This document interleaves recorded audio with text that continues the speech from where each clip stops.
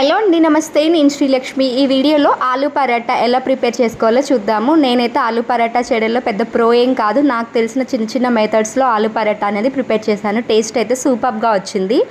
బయట తినే ఆలూ పరాటాకి మనం చేసుకునే ఆలూ పరాటాకి పెద్ద డిఫరెన్స్ ఏమి అనిపించలేదు. టేస్ట్ అలాగే మేకింగ్ ప్రాసెస్ కూడా చాలా ఈజీగా చేసుకోవచ్చు. ఒకసారి వీడియో మొత్తం చూసేయండి. ఈజీగా నెక్స్ట్ టైం మీరు కూడా ఆలూ పరాటా ఎలా ప్రిపేర్ చేసుకోవాలో తెలిసిపోతుంది.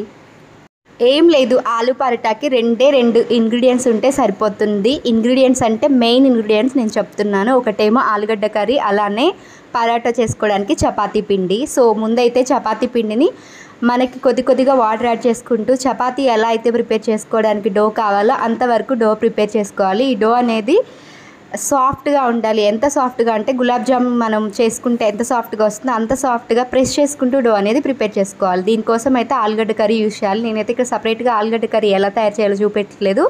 ఆల్రెడీ మార్నింగ్ ఆలుగడ్డ కర్రీ చేశాను, అదే నైట్ ఆలూ పరాటా చేద్దామని చేశాను.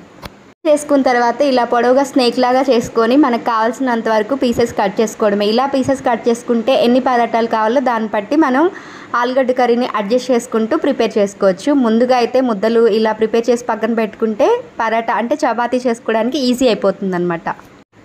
చపాతీ చేసుకునే దానికన్నా కొంచెం పెద్ద సైజు ముద్దను తీసుకోవాలి. పెద్ద చపాతీ చేసుకుంటారు కదా, ఆ సైజు ముద్ద ఉంటే సరిపోతుంది.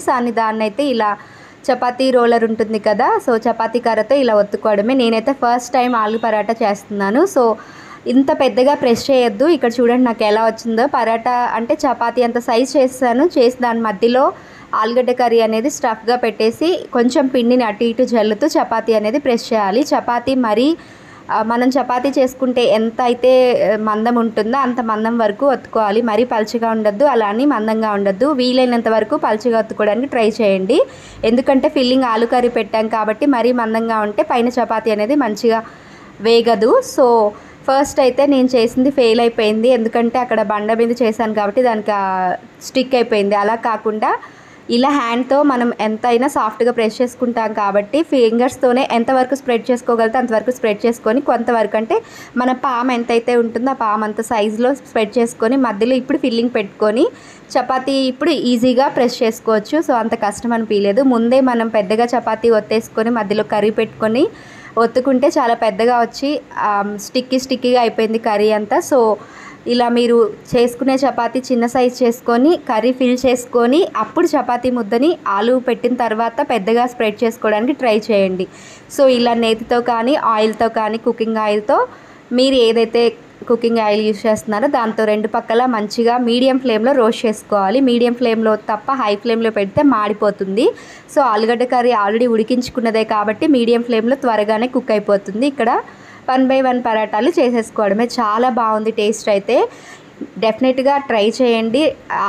అండ్ వన్ మోర్ పాయింట్ ఏంటంటే ఆలుగడ్డ కర్రీ మీరు ఉడికించుకొని చేసుకున్నా లేదు అనుకుంటే పచ్చి ముక్కలు కర్రీ చేసుకున్నా కూడా ముక్కలు అనేవి కొద్దిగా గట్టిగా ఉంటాయి. కాబట్టి ఇలా ఫిల్లింగ్ చేసుకొని పరాటా చేసుకోవాలి అనుకున్నప్పుడు ఆలుగడ్డ కర్రీని కంప్లీట్గా మ్యాష్ చేయాలి. మెత్తగా మ్యాష్ అయితేనే మనం ఫిల్లింగ్ చేసుకొని చపాతీ ఒత్తుకునేటప్పుడు ఆ కర్రీ అనేది బయటికి గుచ్చుకోకుండా చపాతీ చేయడానికి ఈజీగా ఉంటుంది. సో అది మెయిన్ పాయింట్. మీరు పరాటా కోసమే కర్రీ చేసుకుంటున్నారు అంటే మీకు ఐడియా ఉండుండొచ్చు ఎలా చేసుకుంటారో. సో అంతే.